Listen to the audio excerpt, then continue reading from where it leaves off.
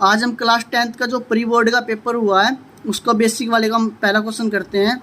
इसमें दिया माध्य ज्ञात करना में एक वर्ग अंतराल बारंबारता दी है, तो हम इसको सोल्व करते हैं। एक्स और एफ हमें दिया हुआ है, तो वर्ग अंतराल 0 से 10, 10 से 20, 20 से 30, 30 से 40 और 40 से 50।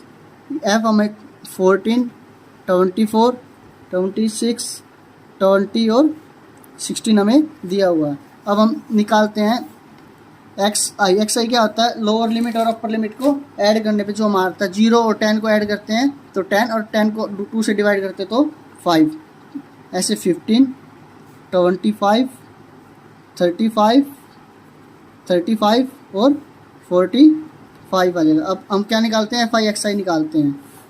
एफ आई एक्स आई क्या होता है कि एफ आई और एक्स आई की मल्टीप्लाई, तो 14 पंजे 70, इसकी हम 24 और 15 की मल्टीप्लाई करते हैं 360, 25 और 26 की गुणा करते हैं तो 650, 35 की और 20 की गुणा करते हैं तो 700 और 16 और 45 की गुणा करते हैं तो 720। इन सभी का हम सम करते हैं, इनका सम करते हैं तो हमारे पास 100 आता है, तो इसका सम हमारे पास 2500 आता है। तो माध्य का हमारे पास फॉर्मूला होता है, फॉर्मूला क्या होता है हमारे पास माध्य का समांतर माध्य निकालने का कि sigma F I x I upon में सिग्मा एफ आई। सिग्मा का मतलब होता है इन सभी का जोड़, एफ आई एक्स आई का। सिग्मा एफ आई एक्स आई हमारे पास क्या है 2500, सिग्मा एफ आई क्या हमारे पास 100, तो 2 0 से 2 0 कैंसिल हो जाती है, तो माध्य हमारे पास 25 आ जाता है।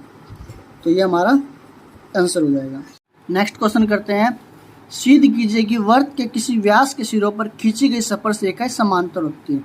तो हमें एक वर्त दिया है, तो इसका एक व्यास है, ये इसका केंद्र O है, तो इसके व्यास के सिरों पर खींची गई स्पर्शरेखा क्या है, इसको समांतर है, ये हमें प्रूव करना है। इसको मान लेते हैं P, इसको मान लेते हैं क्या हो, तो हमें दिया है एक वर्त जिसका केंद्र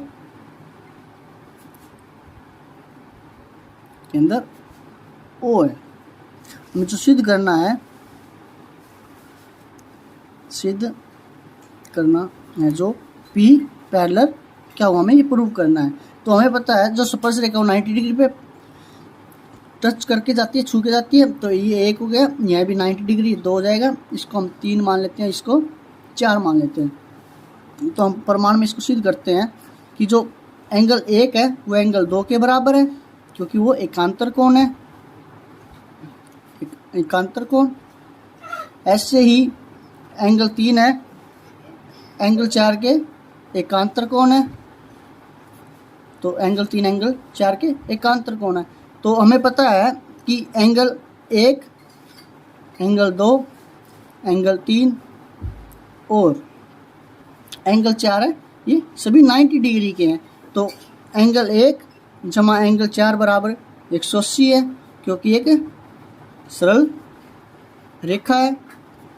एंगल 2, एंगल 3 बराबर 180 है, क्योंकि ये भी एक सरल रेखा है। अब 1 और 4 जब एक 90 डिग्री 180 डिग्री है, ये सरल रेखा, 2 और 3 जब सरल रेखा है ये दोनों, तो हम इसको कह सकते हैं कि P पैरेलल है क्या हो, तो ये हमें सिद्ध कर दिया, हंस प्रूव। नेक्स्ट क्वेश्चन करते हैं। 6 सेंटीमीटर, 8 सेंटीमीटर और 10 सेंटीमीटर त्रिज्या वाले धातु के 3 ठोस गोलों को पिघलाकर एक बड़ा ठोस गोला बनाया जाता है। इस गोले की त्रिज्या ज्ञात करनी है। तो हमारे पास क्या है क्वेश्चन में कि 3 गोले हैं, एक 6 सेंटीमीटर वाला, एक 8 सेंटीमीटर वाला और एक 10 सेंटीमीटर वाला। इनको पिघलाकर एक बड़ा गोला बनाया जाता है, इसकी हमें त्रिज्या ज्ञात करनी है। तो हम लिख सकते हैं त्रिज्याएं क्रमशः R1, R2 तथा R3 बराबर है 6 सेंटीमीटर, 8 सेंटीमीटर तथा 10 सेंटीमीटर। हमें पता है गोले का आयतन, गोले का आयतन का फॉर्मूला क्या होता है हमारे पास 4/3 पाई आर की क्यूब, R1 की क्यूब मान लेते हैं। 4/3 पाई आर 2 की क्यूब, तो 4/3 पाई आर 3 की क्यूब। अब बड़ा गोला बनाना तो बड़े गोले का भी आयतन 4/3 पाई बड़ा आर की क्यूब। इन सभी में क्या 4/3 और पाई कॉमन है, 4/3 पाई मैंने बाहर ले लिया, तो ये R1 की क्यूब हो जाएगी हमारे पास, ये हमारे पास R2 की क्यूब हो जाएगी, ये हमारे पास R3 की क्यूब हो जाएगी। तो अब हम इस 4/3 और पाई से ये कैंसिल हो सकता है 4/3 पाई, तो ये R की क्यूब, R1 हमारे पास क्या 6 सेंटीमीटर की क्यूब, R2 क्या हमारे पास 8 सेंटीमीटर की क्यूब, और R3 क्या है हमारे पास 10 सेंटीमीटर की क्यूब। तो R क्यूब 6 की क्यूब होती है 216, 8 की क्यूब होती है 512, 10 की क्यूब होती है 1000। R की क्यूब, इन तीनों को हम ऐड करते हैं 1728। अब R क्यूब है इधर आके क्यूब हो जाएगा, क्यूब रूट 1728, 1728 किसकी क्यूब होती है 12। तो बड़े वाले जो गोला है उसकी त्रिज्या हमारे पास आ जाएगी 12 सेंटीमीटर, ये इसका आंसर हो जाएगा। नेक्स्ट क्वेश्चन करते हैं। दो घनों जिनमें से प्रत्येक का आयतन 27 सेंटीमीटर क्यूब है, संलग्न फलकों को मिलाकर एक ठोस बनाया जाता है, इससे प्राप्त घनाभ का पृष्ठीय क्षेत्रफल ज्ञात करना। क्वेश्चन में क्या दिया, एक घन है, इस घन का हमें आयतन दिया हुआ है, तो क्या घन का आयतन क्या दिया हमें 27, तो लिखेंगे घन का आयतन बराबर है 27 सेंटीमीटर क्यूब। हमें पता घन के आयतन का फॉर्मूला क्या था, एक की क्यूब भुजा की क्यूब, तो 27 सेंटीमीटर की क्यूब, तो ये हमारे पास क्या आ जाएगी, तो 327, तो ये हमारे पास क्या आ जाएगी 3 सेंटीमीटर। तो हमें भुजा पता चल गई 3 है। तो बोला कि इन दो घनों को जोड़कर एक घनाभ बनाया जाता है, दो घन है इनको जोड़कर एक घनाभ बनाया जाता है, ये घनाभ हो गया हमारे पास। तो घनाभ का पृष्ठीय क्षेत्रफल निकालना है, तो ये 3 था, ये भी 3 हो गए, ये भी 3, ये भी 3, तो घनाभ की लंबाई क्या होगी 3 ये और 3 ये, तो 6 सेंटीमीटर घनाभ की लंबाई हो जाएगी। और घनाभ की चौड़ाई क्या है 3 सेंटीमीटर,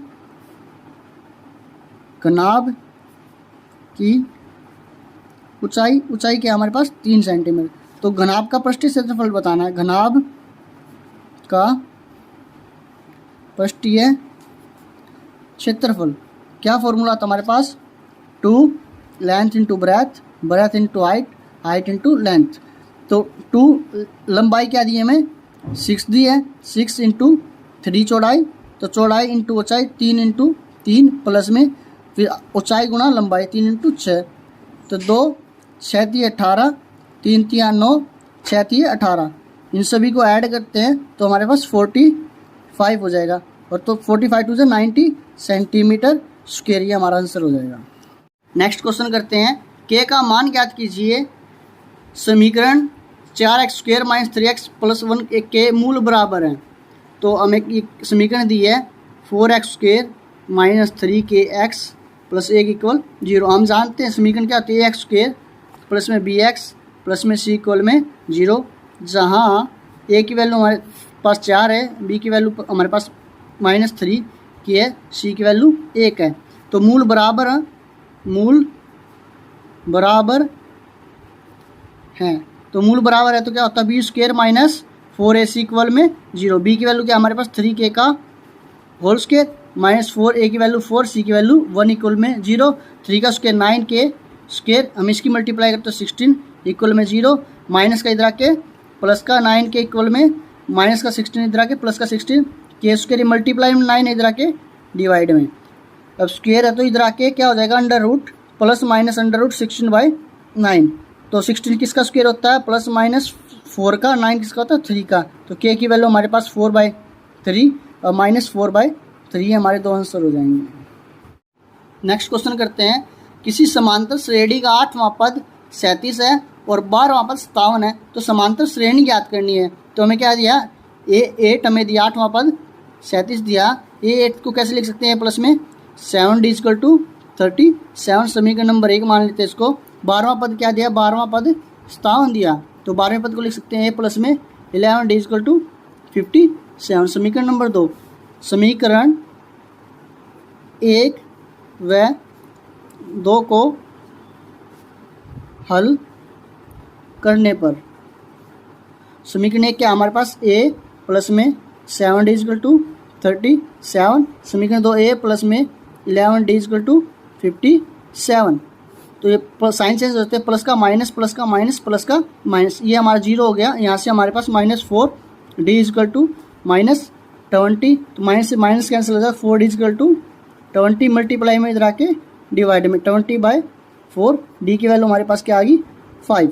d का मान हम समीकरण 1 में रखते हैं, तो d का मान समीकरण 1 में रखने पर समीकरण 1 क्या हमारे पास a प्लस में 7 d equal to 37, a plus में 7 d की वैल्यू हमारे पास 5 इक्वल टू 37, a प्लस में 7 5 जा 35 इक्वल टू 37, ये प्लस का इधर आके माइनस का 37 माइनस 35, a की वैल्यू हमारे पास 2 आ गई। हमें निकालनी है AP बनानी है। AP फॉर्म क्या होती है, AP होती है a प्लस में d, a प्लस में 2d, ऐसे आगे चलती रहती है। वैल्यू हमारे पास क्या है 2 है, a की वैल्यू 2 है, d की वैल्यू हमारे पास 5 है, a की वैल्यू 2 है, d की वैल्यू क्या हमारे पास 5 है, तो ये हमारे पास AP हो जाएगी 2 7 5 to 10 और 2 12, ये हमारे पास AP आ जाएगी, ये हमारा आंसर हो जाएगा। क्वेश्चन करते हैं, बहुलक ज्ञात कीजिए। वर्ग अंतराल हमें दिया हुआ 0 से 10, 10 से 20, 20 से 30, 30 से 40, 40 से 50, इनकी बारंबारता 6 10 12 8 7 दिया हुआ है। तो हमें पता होना चाहिए, हम सबसे पहले हमें बहुलक का फॉर्मूला पता होना चाहिए। बहुलक का फॉर्मूला होता है L प्लस में F1 minus F0 2F1 minus F0 F2 गुणा में H। अब हमें पता होना चाहिए F1 क्या होता है। F1 क्या होता है, बारंबारता में सबसे अधिक जो होता है F1 होता है, तो F1 हमें क्या मिला 12। इससे पहले वाली पहले वाली बारंबारता क्या होती है F0 होती है, तो F0 10 है। इसके ठीक बाद वाली F2 होती है, तो F2 हमारे पास क्या 8 है। L क्या होता है कि जो सबसे अधिक बारंबारता क्या निम्न सीमा, तो निम्न सीमा क्या हमारे पास L हमारे पास 20 है। H क्या होता है वर्ग अंतराल का माप, तो इसका माप क्या है 10 है। तो हम वैल्यू पुट करते हैं फॉर्मूले में।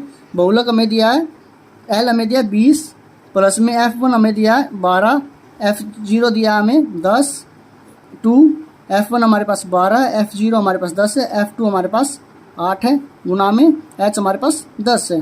हम इसको सोल्व करते हैं। 20 12 में से 10 को घटा देते हैं 2, 12 दूनी 24, ये सॉरी यहाँ माइनस था, तो 10 माइनस 8 गुणा में 10, 20 2, इसको हम माइनस माइनस प्लस हो जाएगा 24 माइनस 18 गुणा में 10, 20 जमा में इसको सोल्व करते हैं। 24 में 18 घटाएंगे 6 गुणा में 10, 2 एकम 2, 2 तिया 6, तो इसको सोल्व करते हैं। 20 जमा में 10 बटे में 3, 10 बटे 3 को भाग करते हैं 3.33 चलेगा हमारा, तो इसको ऐड करते हैं 23.3 लगभग, इसको हम लिख सकते हैं 23.4 लगभग, यहाँ लिखते हैं इसको 23.4 लगभग,